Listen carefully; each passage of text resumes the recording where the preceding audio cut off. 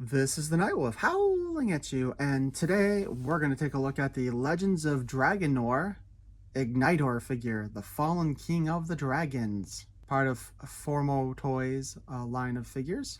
This is the first dragon to be released in the series, so I'm looking forward to taking a look at this one. On the artwork, we see Ignytor going up against, it looks like, Barbaro and Karem, and two other dragons in there. On the side, we just see, the name and the Legends of Dragonore logo. On the back, we get the product shots. Looks like Ignytor comes with a weapon too, as well as a saddle and harness. Ignytor, Homeworld, Eddie Man. Special ability, Pyrokinesis. Weapon of choice, Sacred Fire Torch. As Oskuro entered Ignytor's sanctuary, the ancient fallen king of dragons could already smell the devious nature of the visitor. The magician introduced himself and soberly recalled the deal the dragons made with the lords of dragons ages ago, when they traded their enormous powers for the ability to create. Ignytor warned Oskuro that he didn't need to be reminded and commanded the dark magician to immediately reveal the reason behind his unwelcomed visit. Oskuro had an offer. He was collecting the divine armors of power, forged with the breath of dragons. If Ignytor would help enact his plans, they could use the magic of the armors to restore the dragon's ancient glory and powers. For a moment, Ignytor envisioned leading an army of dragons alongside Oskuro, laying destruction to the world of men. But Ignytor's arrogance was tamed by the centuries, and now wiser, he sensed another pact could once again be the ruin for his race. Ignytor told Oskuro, "I will not fall for your tricks. You had better stay away or I will burn you to ashes." Oskuro furiously stormed away with much amusement for Ignytor. What the old dragon didn't know was that he would soon be forced to take part in the fight ahead, willing or not. Converts from quadruped beast to mighty warrior. Compatible with most Legends of Dragonore action figures. I'm betting that means the men because they have the wider leg stance than the female characters do. But we'll try that out. Also, real quick, whoops.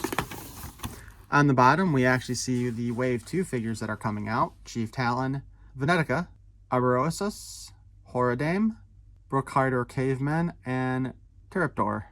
I probably didn't pronounce any of those right. But let's go ahead and open this sucker up.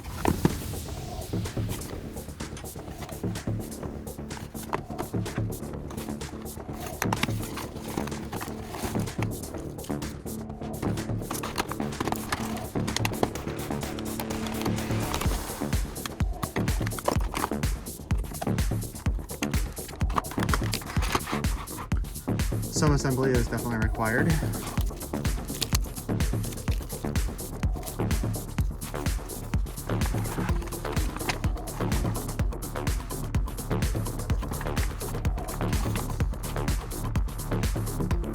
Nice.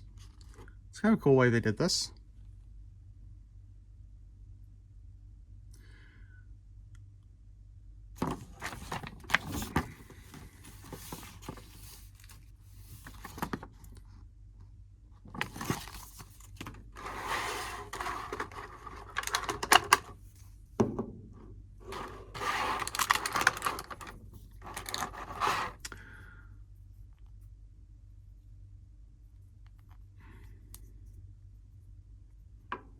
Alright, so we have two of the same neck piece and one different one.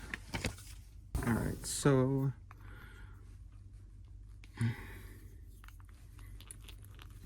oh, this is going to be embarrassing.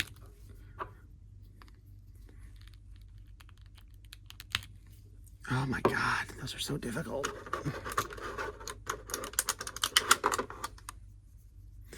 Depending upon if he's going into warrior mode or dragon mode, I guess depends upon which hole you use. Oh.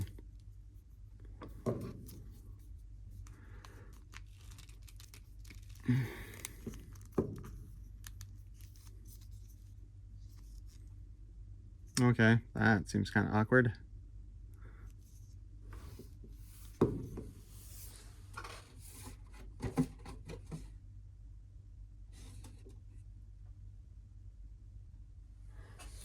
Maybe if we just use one neck piece. Yeah, that looks a little better.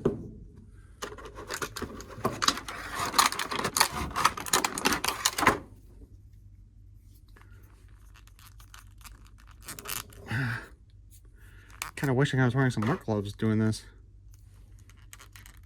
Oh.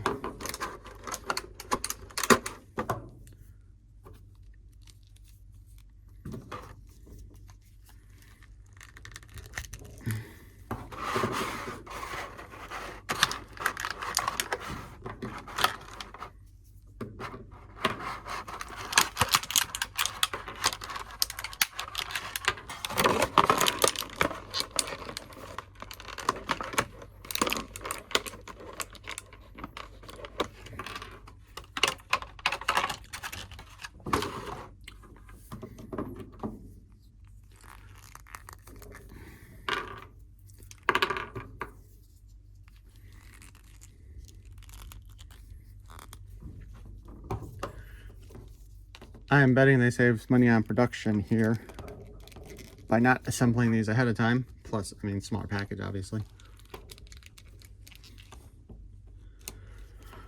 Whew.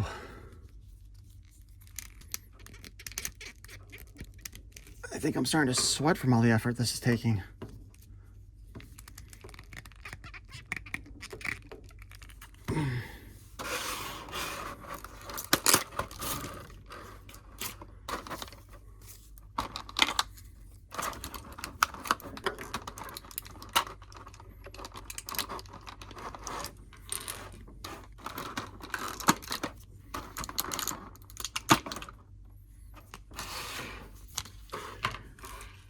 Just gonna say I'm not too thrilled at how thin these are. I feel like they could break.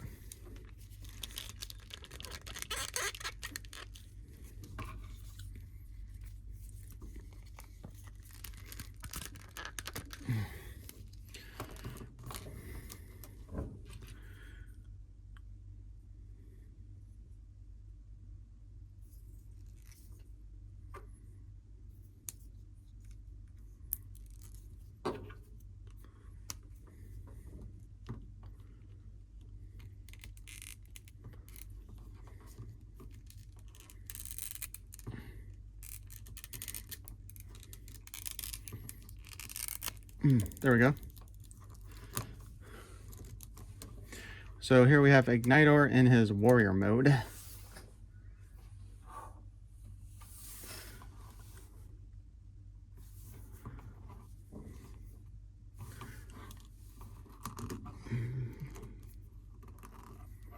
And we can bend his legs a little bit. It looks a little bit straighter. His sacred torch. This guy takes up a lot of real estate. His head looks pretty good. Very menacing, although it is closed mouth.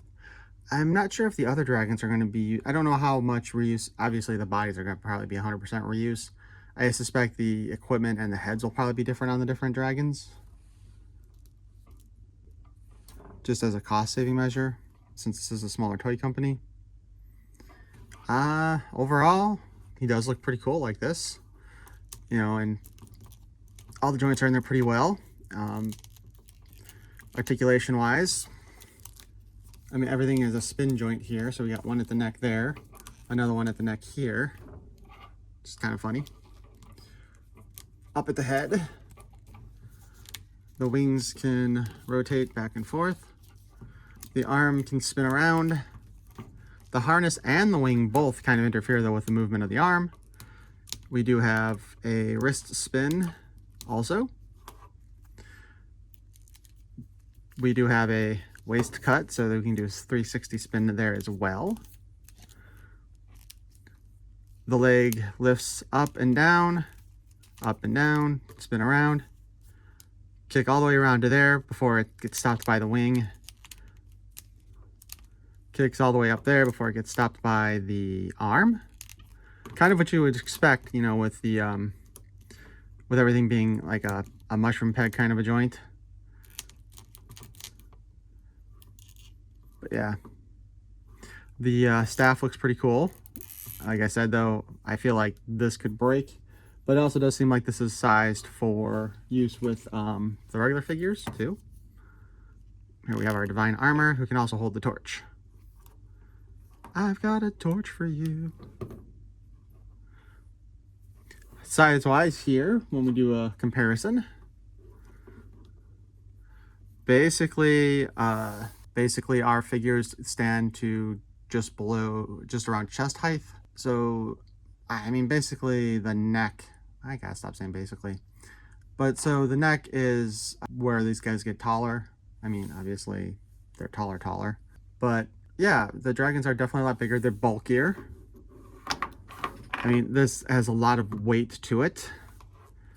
The design on the harness is pretty cool looking. I think it would have been nice though, like, I know the whole point is to be able to like swap out parts, which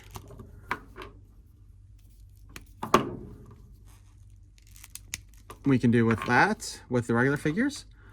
And actually, when you get right down to it, the arms are basically the same size as the human character arms are. So that means that the dragons can use part of the divine armor. I just don't know if I would...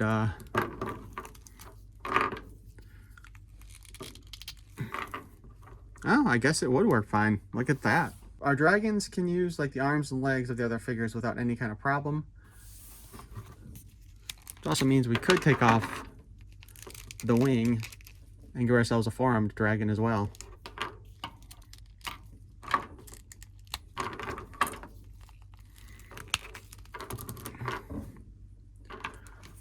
And that is, you know, one of the features of our Legends of Dragonore series of toys is the whole swappability of parts.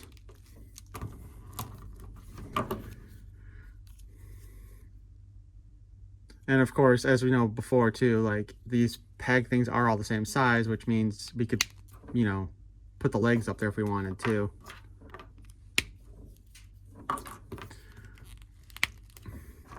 Oh, she lost her head. Of course, the female figures have different size pegs on most of their body parts. I think their legs are the same. But don't forget, one of the other features of this guy was being able to turn him into a quadruped.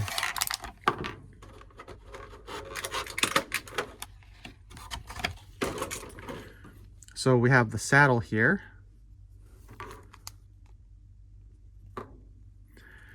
And we have a different set of arms.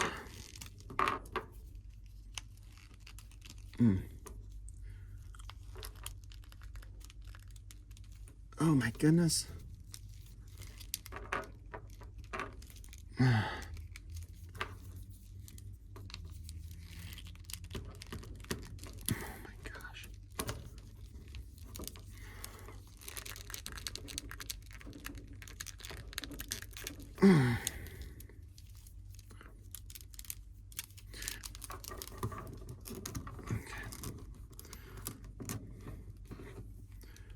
Oh yeah, his front legs are designed in different positions too for the quadruped version.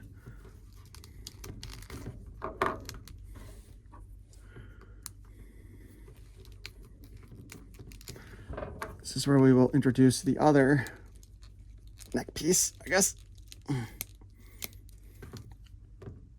Huh. Well, that looks kind of weird. Oh, okay. So I did a stupid. Pay a little bit more attention to what was going on in the picture.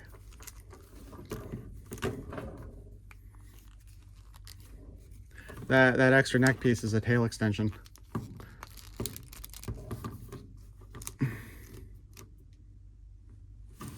So my bad. All right. Sorry. So the saddle here has a couple hooks on there. Hopefully you guys can see those. So we will try to see how we... There we go. Got that on the harness. And I have loosened the harness, which is probably not a good thing.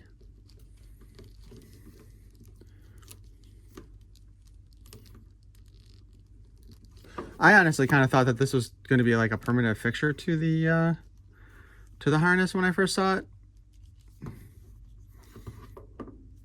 I guess you could leave it permanently on there depending on which mode you want to have this guy in, beast mode or robot mode, so to speak. But here we go, in his dragon mode, fully equipped. It's kind of unfortunate there's not a spot to put attach the flame to, or the torch. Especially when you consider that it can be separated into two separate weapons too, like this. A mace and a burn you up.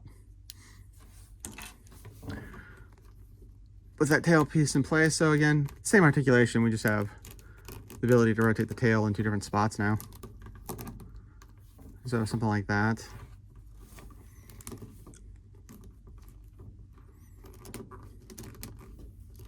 Trying to get him to sit on all 4 feet there. You know, we can move the arms up and down on the dragon. I will say this though, it doesn't seem to be really particularly designed for a flight mode. Like, I mean, obviously he should be able to fly, but with the limited articulation of the actual arms and legs themselves, I sort of feel like they don't sit very well for flying in the beast mode. That being said, let's try it out with our figures.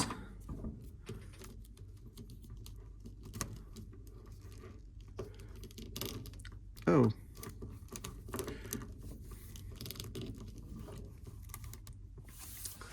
Here we have him with our divine armor. Maybe I should have used Barbaro for this, because I forgot the divine armor has the actual little butt plate there. Oh, good lord! I just kind of figured that with the, you know, with the mention of the divine armor, that would be a good choice.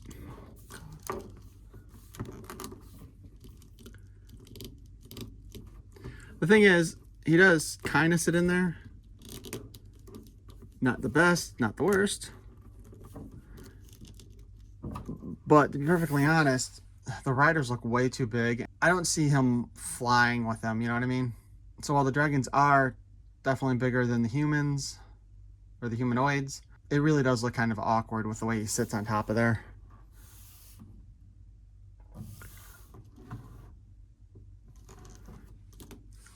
Let's go ahead and try with Yondara. This is, I suspect, we won't get a good fit. Oh, let's take her harness off.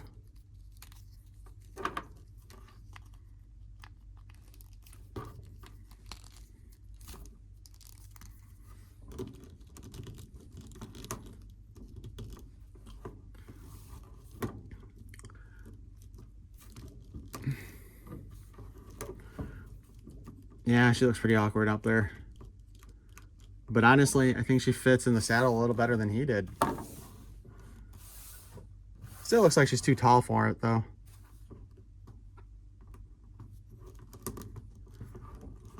But she also doesn't, like, her legs go forward, you know, whereupon the male characters have kind of more of the bent knee look to them. So it would look a little bit more like, you know, where his leg, where he sits kind of straight there, where you can see the way the leg goes and matches this. She just looks like she's putting her legs forward. But, you know, surprisingly enough, I mean, if you're just displaying this, it'll work like this if you want it to. I'll be honest, I don't see myself displaying it in the beast mode. They'll probably be standing up as the warrior, because I think that looks better. But since we are talking about Masters of the Universe style stuff, let's go ahead and see how well this works with Origins figures. So we got our crossover with Stranger Things He-Man. And while he looks too big, he actually fits on there really nicely. Tell me once again, I probably should have used Barbaro instead of the armor with its little butt flap. And let's check it out with our She-Ra figure, so we can check out the Motu O female figures. Oh my god.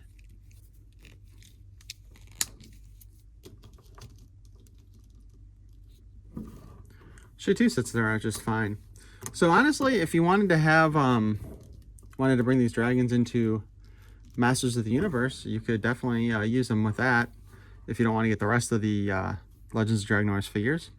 But these guys will work with your Origins figures pretty well. Better He-Man than She-Ra, apparently. Although that has more to do with the way her leg moves. Ah, that's right, the skirt piece is glued on there, isn't it?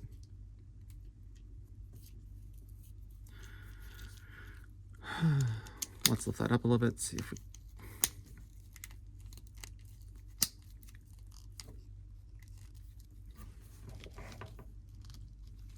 But yeah, she doesn't look too bad on there either.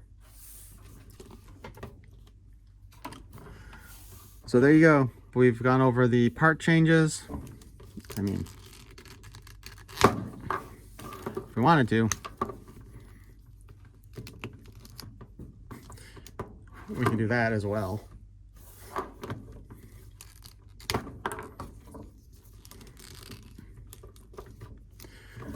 But that's our look at the Legends of Dragonore Ignytor figure. Aside from him being a little too small in this mount mode, so to speak, I think he's a great looking figure. I will probably, like I said, just keep him in warrior mode the entire time on my shelf. Head back in there. Because that's, I think, how he looks the coolest.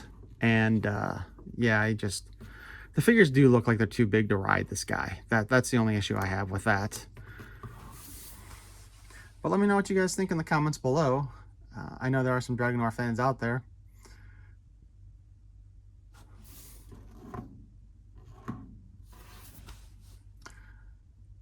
And if you enjoyed this, please take a look at my other Legends of Dragonore reviews. I've reviewed both Wave 1, 1.5, and the Special Convention 3-pack. And when the Wave 2 come out, I'll do those as well. So be sure to subscribe if you want to see more.